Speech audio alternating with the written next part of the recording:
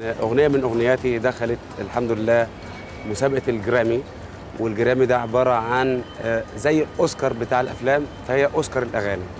الجرامي دي من أكبر جوائز في العالم أو أكبر مسابقة في العالم بالنسبة للأغاني، وكون إن يرشحوا أغنية أغنية من أغنياتي تخش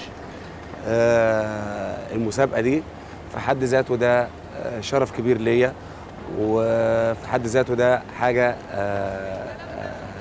أنا مبسوط ليها قوي، وبتمنى إنها تفوز. يعني يكفيني شرف المحاولة إن أنا عمال أحاول وعمال أكافح، وربنا يسهل وأقدر أكمل، وربنا يسهل وأقدر إن أنا أفوز